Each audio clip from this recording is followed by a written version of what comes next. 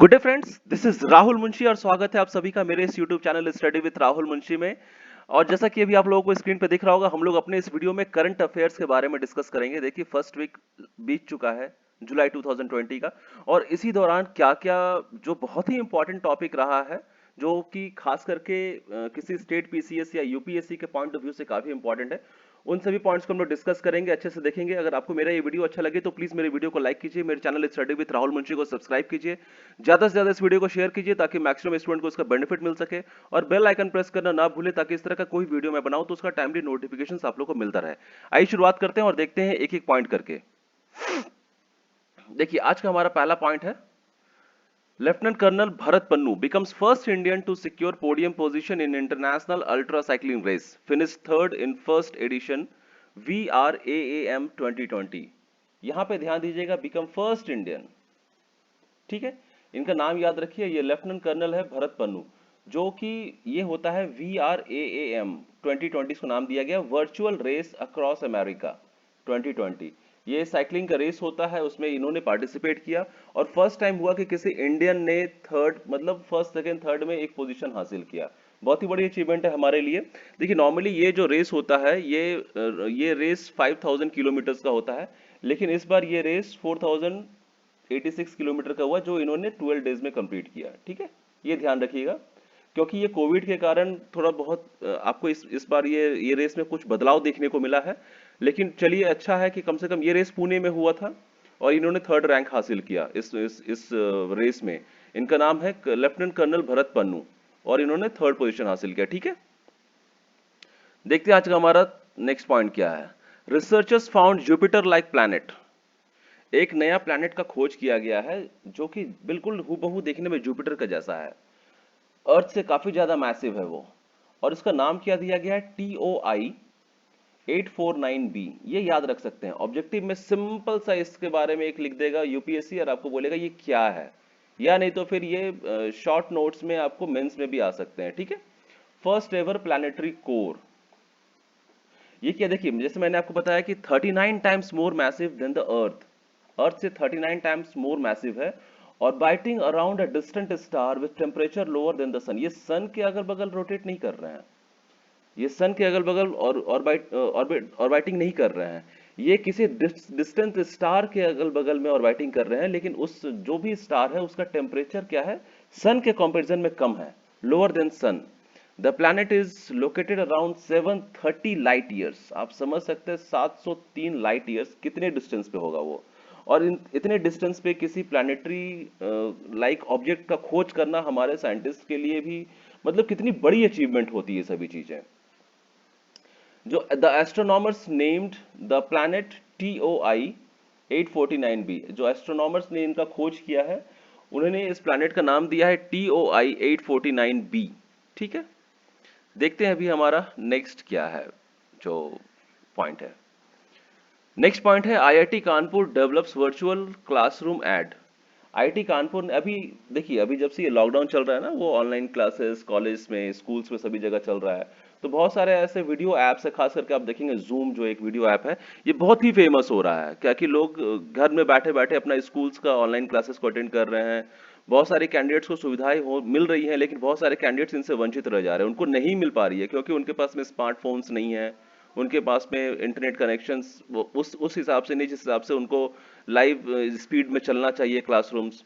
तो काफी मुश्किलें आ रही हैं। इन सभी चीजों को देखते हुए IIT कानपुर ने एक वर्चुअल क्लासरूम ऐड डेवलप किया है जिसका नाम दिया गया मोबाइल मास्टर जी।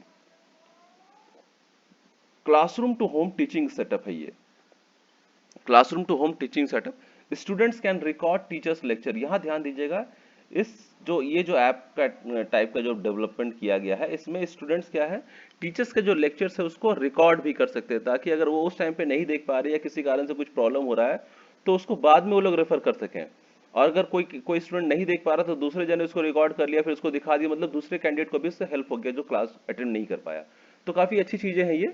और rural school helps overcome the teaching and learning challenges. ये रूरल स्कूल जो है देखिए, जो एडवांस स्कूल्स हैं, जो प्राइवेट स्कूल्स, बड़े बड़े स्कूल्स होते हैं जहाँ पर जो कैंडिडेट्स हैं अच्छे अच्छे फीस दे करके जाते हैं स्कूल्स में, उनके पास में ये इलेक्ट्रॉनिक गैजेट्स के लिए कोई कमी नहीं रहती है, इंटरनेट कनेक्शन की कोई कमी नहीं रहती है। प्रॉब्लम होता है जो रूरल स्कूल्स होते हैं, जो गांव, जो टीयर 3 टाइप के जो सिटीज़ होते हैं, या गांव आप उसको बोल सकते हैं, rural area, semi urban areas, वहाँ पे जो स्कूल्स होते हैं, वहाँ पे स्टूडेंट्स को इन सभी सुविधाओं को सही से नहीं पहुंचाया जा सकता है। तो ये ऐप है, ये जो ऐड है, ये हेल्प करेगा रूरल स्कूल्स को भी, ताकि उस तरह का जो भी शॉर्टकमिंग्स है उनके लिए, उन सभी चीजों को पार लगाना, ताकि हर हर एक स्टूडेंट को बेनिफिट हो उससे, वो चाहे किसी सिटी में रहता हो, वो चाहे किसी रूरल एरिया में रहता हो। ठीक है, मोबाइल मास्टर जी, इसका नाम याद रखिए। नेक्स्ट पॉइंट ये है, नेक्स्ट पॉइंट है Intel capital to buy 0.39% stake in Jio platform for ₹1,894.50 crore. Intel capital, ये जो हम लोग इंटेल देखते हैं ना, जो कंप्यूटर के ऊपर आपको ये दिखता है, ये लोगो टाइप का, ये उसी का एक आर्म है, इंटेल कैपिटल है ये। ठीक है, ध्यान दीजिएगा, इंटेल नहीं, इंटेल कैपिटल उसी का एक दूसरा आर्म है। इन्होंने जियो प्लेटफॉर्म का स्टेक को परचेस किया है 0.39%, जस्ट मतलब नॉट इवन हाफ, 1% का हाफ भी नहीं है ये, 0.39% स्टेक उन्होंने परचेस किया है। उसका वैल्यू कितना है? 1894.50 करोड़, ऑलमोस्ट 2000 करोड़। आप समझ सकते हो कि जियो प्लेटफॉर्म कितनी बड़ी एक एंटिटी है। ठीक है, the US based electronic chip maker entails investment arm, ये यूएस बेस्ड इलेक्ट्रॉनिक चिप, जैसे मैंने आपको बताया इंटेल, वो इंटेल का ही इन्वेस्टमेंट आर्म है ये, जिसका नाम है इंटेल कैपिटल। ठीक है, this is the 12th deal of Jio platform, ये लगातार 12वीं डील है जियो प्लेटफॉर्म की, क्योंकि हम लोग पास में भी देख रहे हैं कि और भी बहुत सारी कंपनीज हैं जो कि जियो का परसेंट, कुछ स्टेक्स को परचेस कर रही है 1% के आसपास, 0.5% के आसपास। तो ये 12वीं डील थी जो इंटेल कैपिटल के साथ में हुई। With this investment Jio platform has raised ₹1,17,588.45 crore.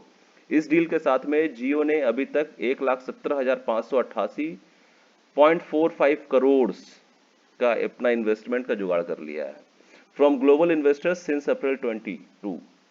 22 अप्रैल के बाद से इन्होंने स्टार्ट किया और अभी तक इतना इकट्ठा हो गया। मतलब आप समझ रहे हो कि कितना डिमांड है ये जियो प्लेटफॉर्म का, लोग कितना इस पे भरोसा कर रहे हैं जियो प्लेटफॉर्म पे।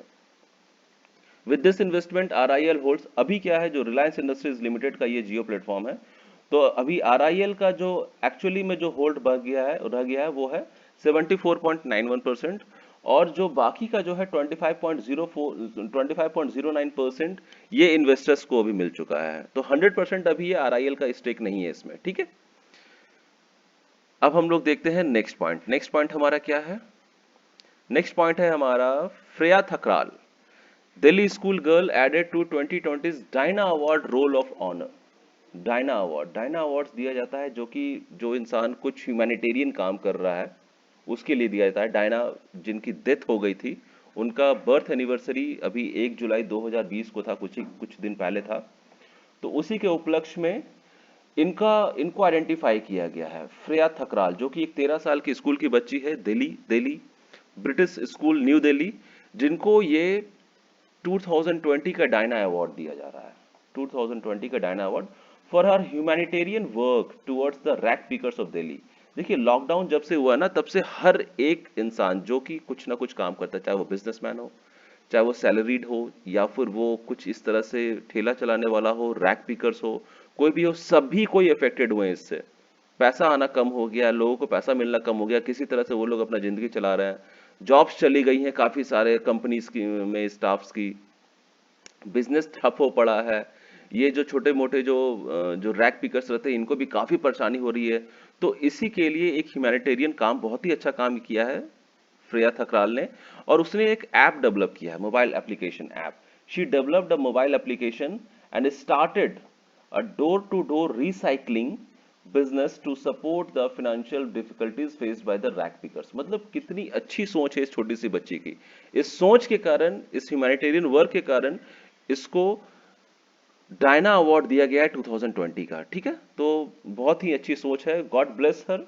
इस तरह के लोग इस तरह के कार्य करते रहे, जिनके, देखिए, कोई कोई लोग होते हैं ना जो आउट ऑफ द बॉक्स सोचते हैं कि भाई अपने इस तरह से कुछ करते हैं, तो मतलब केवल एक इंसान या दो इंसान या पूरी सोसाइटी नहीं, मतलब सोसाइटी के अगल बगल जितने भी लोग हैं, सभी लोगों को इसका बेनिफिट मिलता है। तो इस तरह के लोग हमेशा अपने कार्य को दिखाते रहें, इनमें क्षमताएं होती हैं कुछ नया करने का, कुछ अजीब करने का, जो हम लोग नॉर्मली नहीं सोच सकते हैं। हम लोग जो नॉर्मल इंसान है वो लोग नहीं सोच सकते हैं।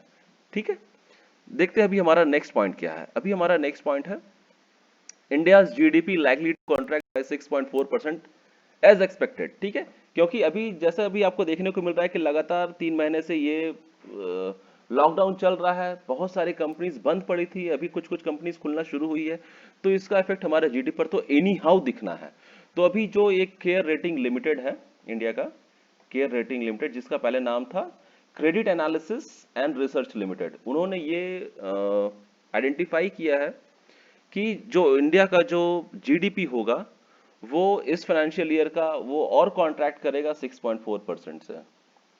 देखिए बहुत सारी रेटिंग एजेंसीज होती हैं, चाहे मूडीज हो, चाहे एसएनपीज हो, या क्रिजिल हो, या फिर फाइनेंस कमीशन का अपना भी एक आता है, भाई इंडिया इस रफ्तार से ग्रोथ करेगा, इंडिया का जीडीपी ऐसा होगा, आरबीआई अपना देता है। तो हर मतलब ये जो बड़ी बड़ी एजेंसीज होती हैं ये अपने हिसाब से एक एजम्पशन लगाते हैं और फिर एक एस्टिमेटेड जीडीपी बताते हैं कि इंडिया इस रफ्तार से ग्रोथ करेगा इस फाइनेंशियल ईयर में। तो ये रेटिंग जो केयर के द्वारा पहले किया गया था, बहुत सारे रेटिंग एजेंसीज है जो कि अपना रेटिंग्स को कम कर दिए हैं, वो 5 पे आ गए हैं, 5.5 पे आ गए हैं, इवन कोई कोई बिलो 5 भी चले गए हैं, क्योंकि अभी देखिए एक क्वार्टर तो कुछ काम ही नहीं हुआ इंडिया में। तो जाहिर सी बात है ओवरऑल इसका इफेक्ट अपने को पूरे के पूरे फाइनेंशियल ईयर पे देखने को मिलेगा। तो इसीलिए ये केयर रेटिंग एजेंसी ने अपना जो पहले उन्होंने अपना बताया था कि भाई 5 या 5.5 जो भी, उसका ऑलमोस्ट 6.4% वो बता रहे हैं कि अभी और ये कम होगा जीडीपी। ये तो अभी तक का assumption है, आने वाले टाइम में अभी देखा जाएगा कि ये और कम होगा, आप देखिएगा। क्योंकि सही से अभी कंपनीज नहीं चल रही है, अगर सही से ट्रेडिंग नहीं होगी, सही से हर एक जो कोर इंडस्ट्री हमारा है वो काफी ज्यादा अफेक्टेड हुआ है, जो 8 कोर इंडस्ट्रीज होते हैं, सीमेंट्स वगैरह, बहुत ज्यादा इफेक्टेड हुआ है वो सब। तो ये सभी का इफेक्ट अपने को टोटल पूरे के पूरे फाइनेंशियल ईयर पे देखने को मिलेगा।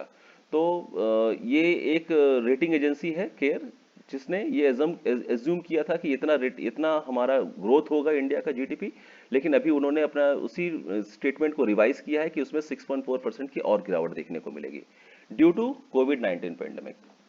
सबका एक ही रीजन है, कोविड 19। ठीक है, जीडीपी डाउनफॉल होगा। नेक्स्ट पॉइंट क्या है हमारा? नेक्स्ट पॉइंट है India's foreign exchange reserve 5th largest in world. ये इंडिया के लिए बहुत अच्छी बात है। अगर इंडिया का जो फॉरेन एक्सचेंज रिजर्व है वो 5th लार्जेस्ट है, मतलब आप बोल सकते हो कि इंडिया के ऊपर केवल 4 ऐसे कंट्री है जिनके पास में इससे या इससे ज्यादा फॉरेन एक्सचेंज रिजर्व हैं। देखिए फॉरेन एक्सचेंज रिजर्व क्या होता है वो समझते हैं, पहले देखते हैं कि वो कौन कौन से कंट्रीज हैं। चाइना के पास सबसे ज्यादा फॉरेन रिजर्व है, सबसे ज्यादा। अगर इंडिया के पास में आप देख रहे हो कि इंडिया ने रिसेंटली ये 500 बिलियन यूएसडी को क्रॉस किया है, तो चाइना के पास इससे 10 टाइम से भी ज्यादा है। ठीक है, जापान सेकंड में आता है, स्विट्जरलैंड थर्ड में आता है, और रशिया आता है फोर्थ में। उसके बाद है हमारा इंडिया। तो इंडिया ने 500 बिलियन यूएसडी को क्रॉस किया है। देखिए अगर हमारे पास में फॉरेन एक्सचेंज रिजर्व नहीं रहेंगे, फॉरेन एक्सचेंज अभी हम लोग सपोज कीजिए इंडिया दूसरे किसी कंट्री से जब ट्रेडिंग करता है, कुछ भी परचेज करता है, कुछ बेचता है, कुछ परचेज करता है, कुछ इंपोर्ट करता है, उसी के एग्जांपल ले लेते हैं, तो अपने को इंडिया के जो भी लोग हैं उनको उस कंट्री को पेमेंट करना होता है। तो पेमेंट जाहिर सी बात है वो इंडियन रुपी में पेमेंट नहीं कर सकते हैं। उनको जब भी पेमेंट करना होगा उनको पेमेंट करना होता है डॉलर में, क्योंकि dollar through out the world accepted है, वो एक स्टैंडर्ड करेंसी है। तो अभी अगर हमारे पास में सफिशिएंट डॉलर नहीं रहेगा, सफिशिएंट फॉरेन एक्सचेंज नहीं रहेगा, तो हम लोग उनको पेमेंट नहीं कर पाएंगे। तो इसी के लिए ये हमारे पास में जितना ज्यादा है उतना ज्यादा ही हम लोग फॉरेन एक्सचेंज कर सकते हैं, उतना ज्यादा हम लोग ट्रेडिंग कर सकते हैं। 1991 के टाइम पे इंडिया का फॉरेन एक्सचेंज रिजर्व बहुत ही कम हो गया था, बहुत ही कम, मतलब गिने चुने दिन ही बचे थे इंडिया के पास में जितने से उस पैसे से इंडिया बाहर कंट्री से ट्रेडिंग कर सकता था। फिर जाकर के वो पीवी नरसिम्हा राव जी ने वो स्टार्ट किया LPG, liberalisation, privatisation and globalisation. उसके बाद में बहुत सारे बाहर से कंपनीज आई, एफडीआईज हुई, हमारे फॉरेन डायरेक्ट इन्वेस्टमेंट्स हमें देखने को मिला, इन्वेस्टमेंट्स आए हमारे कंट्री में। उससे जाकर के फिर हमारा जो हमारा फॉरेन रिजर्व है वो काफी ज्यादा बढ़ा। तो उस समय से अभी तक अगर देखा जाए तो 500 बिलियन यूएसडी इंडिया ने अक्वायर कर लिया है, अचीव कर लिया है, अच्छी अच्छी एक पहल है इंडिया के साइड से, और ये हमेशा ग्रो ही करना चाहिए। अगर इसमें गिरावट देखने को मिलेगी मतलब फिर कुछ संकट देखने को मिल रही है इंडिया के लिए। ठीक है, तो ये एज पर द आईएमएफ का ये रिपोर्ट है, इंटरनेशनल मॉनेटरी फंड। ठीक है, नेक्स्ट पॉइंट देखते हैं क्या है। नेक्स्ट पॉइंट है हमारा, HDFC bank to offer zip drive and online instant auto loan to its customer. अभी लॉकडाउन के टाइम पे बहुत सारे कस्टमर्स हैं जो बैंक भी नहीं जाना चाह रहे हैं, जिनको बहुत जरूरी है वही लोग जा रहे हैं घर बैठे। वो लोग बैंकिंग को इस्तेमाल कर रहे हैं। एसबीआई ने भी अपना जो ऐप है योनो ऐप, उसमें बहुत सारी चीजें डाल रखी हैं। आप ऑटो लोन हो या पर्सनल लोन हो या होम लोन हो, किसी भी चीज का अगर आपको कोई क्रेडिट कार्ड के लिए भी अप्लाई करना हो, डेबिट कार्ड के लिए अप्लाई करना हो, आप योनो एसबीआई का योनो ऐप से आप हर चीज को अप्लाई कर सकते हैं। बहुत ही अच्छी एक ऐप है जो आपको पूरा का पूरा स्टैटिस्टिक्स बताता है कि आपका इन्वेस्टमेंट कितना है, आप कहाँ पर अच्छे से इन्वेस्ट कर सकते हो। तो आप अपना क्रेडिट कार्ड को उससे लिंक कर सकते हो, आप अपना म्यूचुअल फंड को उससे लिंक कर सकते हो। हर एक चीज आपको वो गाइड करेगा। अगर आप उस ऐप को रेफर नहीं किए हो और आपके पास में एसबीआई का अकाउंट है तो प्लीज आप उस ऐप को रेफर कर सकते हो, एसबीआई योनो। ठीक है, आपको बहुत बेनिफिट मिलेगा उससे। उसी तरह से ये एचडीएफसी बैंक ने भी ये एक ऑफर निकाला है, zip drive instant auto loan. मतलब कि कस्टमर्स को बहुत ज्यादा देर वेट नहीं करना पड़ेगा, तुरंत में उनको ये ऑटो लोन दिया जाएगा। और ये 100 सिटीज में लॉन्च किया गया, सॉरी 1000 सिटीज में इसको लॉन्च किया गया। HDFC bank announce that it will offer zip drive, ये वर्ड याद रखिएगा, ये सब वर्ड ही ऑब्जेक्टिव में पूछे जाते हैं। Zip drive and online instant auto loan to its customer in 1000 cities. The auto loan disbursal product is only for customers with pre approved offers.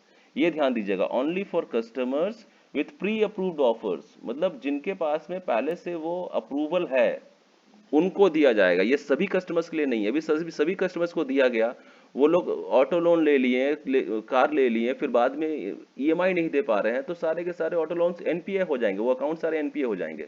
तो बैंक ऐसा कभी नहीं करेगी। इसी के लिए वो लोग भी आइडेंटिफाई करते हैं कि कौन से पोटेंशियल कस्टमर्स हैं, किसमें मतलब वो चीज है कि भाई वो ईएमआई टाइमली दे सकते हैं, ईएमआई तो देना ही प्लस टाइमली देना है। ठीक है, तो जिप ड्राइव एक एचडीएफसी बैंक की एक ये ऑफर थी। नेक्स्ट देखते हैं, ADB joins Network for Greening the Financial System as Observer, Asian development bank ADB। इसने ज्वाइन किया है, किसको ज्वाइन किया है? NGFS को, network for greening the financial system as observer. ये एक नेटवर्क है जिसका जिसका मेन मोटो है कि जो फाइनेंशियल रिस्क जो आ रहा है क्लाइमेट चेंज के कारण, उसको कैसे हम लोग मैनेज करके चल सकते हैं। तो क्योंकि अगर इसको मैनेज करके नहीं चलेंगे तो पूरा का पूरा फाइनेंशियल रिस्क जो है वो हर एक कंट्री का जो भी बैंक है सबको, फाइनेंशियल इंश्योरेंस सबको ले डूबेगा। क्योंकि ये क्लाइमेट चेंज का असर हर जगह अपने को देखने को मिल रहा है, हर एक जगह। तो Asian development Bank has joined the Paris France based network for greening the financial system, NGFS as an observer. ये एनजीएफएस है, ठीक है, NGFS as an observer. The NGFS is a global forum that brings together central banks. ध्यान दीजिएगा कि हर country के central bank को ये लोग सामने, जैसे हमारा आरबीआई है वो हमारा सेंट्रल बैंक है, हर कंट्री का एक सेंट्रल बैंक होता है। And supervisors committed to understanding and managing the financial risks and opportunities associated with climate change.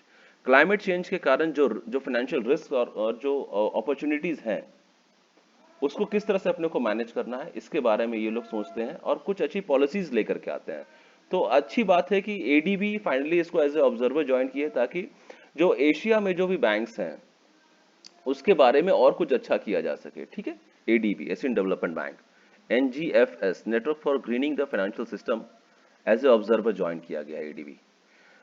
Next point हमारा देखते हैं क्या है। नेक्स्ट पॉइंट हमारा है, union HRD ministry and union health minister launched drug discovery hackathon 2020। इसका नाम दिया गया है DDH 2020, ड्रग डिस्कवरी हैकाथॉन 2020।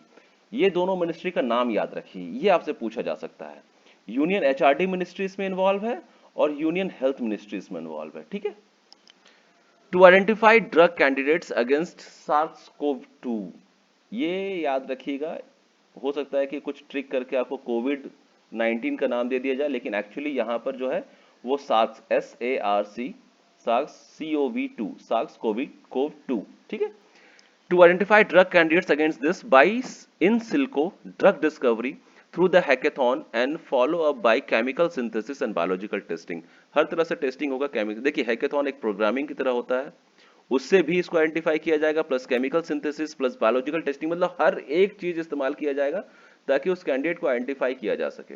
ठीक है, it is a first of its kind national initiative supporting the drug discovery process. First of its kind, पहला बार ऐसा देखा जा रहा है कि जहां पर ड्रग डिस्कवरी प्रोसेस को, मतलब कि कैसे उसको आइडेंटिफाई किया जा सके, इसको सपोर्ट मिल रहा है। ठीक है, it helps India in establishing a new model to accelerate the drug discovery process. जाहिर सी बात है इंडिया को इससे काफी हेल्प होगा। Drug discovery hackathon. ठीक है, अभी देखते हैं हमारा नेक्स्ट पॉइंट क्या है। नेक्स्ट पॉइंट है हमारा DAC, defence acquisition council. DAC approves ₹38,900 crore का कैपिटल एक्विजिशन। ये बहुत ही ज्यादा अभी न्यूज में आ रही है, आप लोगों ने, बहुत सारे स्टूडेंट्स होंगे जिसने इस न्यूज को देखा होगा, काफी इंपॉर्टेंट न्यूज भी है कि डिफेंस एक्विजिशन काउंसिल, आप एक तरह से बोल सकते हो कि डिफेंस की बहुत बड़ी कमेटी होती है, सबसे बड़ी कमेटी होती है जो कि कभी किसी चीज को खरीदना होता है, किसी डिफेंस रिलेटेड इक्विपमेंट्स हो गया, जेट प्लेन्स हो गए, उस सबको, तो उसके लिए ये सब डिसीजन मेकर्स होते हैं। तो ये 38,900 करोड़ का कैपिटल एक्विजिशन का उन्होंने अप्रूवल दिया है DAC ने फॉर आर्म्ड फोर्सेस, जिसमें 33 फाइटर जेट्स इंक्लूडेड हैं।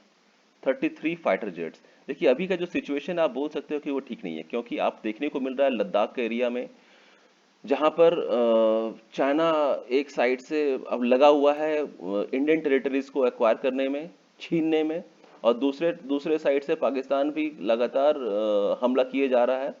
तो ये सिचुएशन ठीक नहीं है, खास करके हमारे इंडिया के लिए। तो इसी के लिए इंडिया को हर एक कोशिश संभव करना चाहिए कि हमारे पास में सफिशिएंट आर्म्ड फोर्सेस के साथ में इक्विपमेंट्स भी रहे। तो ये हेल्प करेगा इंडिया को, अगर उस लेवल का फाइट होता है चाइना के साथ में, तो ये काफी हद तक हेल्प करेगा इंडिया को, ताकि हमें किसी भी तरह से कोई परेशानी नहीं हो। ठीक है, defence acquisition council DAC has given it's consent for the capital acquisition of various platforms and equipments required by the Indian Armed Forces, Navy and Army and Air Force। ताकि देखिए लोग हैं हमारे पास में, हमारे जवान हैं हमारे पास में फाइट करने के लिए, लेकिन अगर हम लोग उसको सही से हर वो चीज प्रोवाइड नहीं कराएंगे जिससे उनको हेल्प होगी, तो फिर उनको वहां पर रह के भी उनके लिए वो समय वेस्ट हो जाएगा। तो ये सब सारी चीजें बहुत अच्छी की हैं हमारे सरकार ने, कि राइट टाइम पे राइट डिसीजन लेना और प्रोक्यूर करना, परचेस करना, ताकि उन सभी लोगों, उन सब हमारे जवानों को वो सभी चीज मुहैया कराई जाए जो उनको वहां पर भी जरूरत है। ठीक है, notably these approvals include acquisition of 31,133 crore from Indian industry. ये एक उसमें टैग लगाया गया है, बहुत ही अच्छा चीज है ये, कि आप जो टोटल प्रोक्यूरमेंट कर रहे हैं 38,900 करोड़ का, उसमें 31,130 करोड़ का जो भी प्रोक्यूरमेंट होगा, जो भी एक्विजिशन होगा, वो इंडियन इंडस्ट्री से ही आपको करना है। मतलब यहाँ इंडियन इंडस्ट्री को भी बढ़ावा मिल रहा है। देखिए ये जो DAC है ना, ये खास करके इन सभी चीजों को देखता है, बहुत बारीकी से देखता है कि जो इंडिया में जो मेड इन इंडिया हो उसको बढ़ावा दिया जाए। और हमारे प्राइम मिनिस्टर श्री नरेंद्र मोदी जी शुरू से ही लगे हुए हैं कि जो मेक इन इंडिया को बढ़ावा दिया जाए। अभी केवल उनके सोच से पूरा का पूरा परिवर्तन नहीं आ सकता है, हमें भी अपना सोच चेंज करना पड़ेगा। तो इस तरह से सोच को चेंज करना, मतलब इस तरह से एक टैग लगाना कि भाई इतने में आपको इतना इंडियन इंडस्ट्री से ही प्रोक्यूर करना होगा, तो बहुत अच्छी बात है ये। वो हमारे इंडिया के लिए भी, जो जो हमारे जो जो बिजनेस है इंडिया का, जो कंपनीज है जो इन सभी चीजों को बनाती है, उनको भी बढ़ावा मिलेगा। तो ये एक अच्छी अच्छी सोच है ये। DSC also approved the proposal for procurement of 33 fighter jets, including 21 MiG-29 and 12 Su-30 MKI। ये याद रखिएगा, जिसमें से 21 MiG-29 है, 12 Su-30 MKI। DAC, defence acquisition council, ये नॉर्मली जो इसको जो चेयर करते हैं, वो करते हैं जो प्रेजेंट में डिफेंस मिनिस्टर होते हैं। तो अभी इंडिया के जो प्रेजेंट में डिफेंस मिनिस्टर है वो श्री राजनाथ सिंह है। तो श्री राजनाथ सिंह के द्वारा इस काउंसिल को चेयर किया गया था, डिफेंस एक्विजिशन काउंसिल। ठीक है, ये अभी तक हमने इस वीक में जो भी बहुत सारे इंपॉर्टेंट करंट अफेयर्स थे उसको हमने कवर किया। हम लोग इसी तरह के आने वाले वीडियोस में हर एक इंपॉर्टेंट पॉइंट्स को जो करंट अफेयर से रिलेटेड है कोशिश करेंगे उसको कवर करने का। अगर आपको मेरा ये वीडियो अच्छा लगा हो तो प्लीज मेरे वीडियो को लाइक कीजिए, मेरे channel study with Rahul Munshi को सब्सक्राइब कीजिए, ज्यादा से ज्यादा इस वीडियो को शेयर कीजिए ताकि मैक्सिमम स्टूडेंट को इसका बेनिफिट मिल सके, और बेल आइकन प्रेस करना ना भूले ताकि इस तरह का कोई वीडियो में बनाओ तो उसका टाइमली नोटिफिकेशन आप लोग को मिलता रहे। अपने घर में रहें, स्वस्थ रहें। Thank you so much.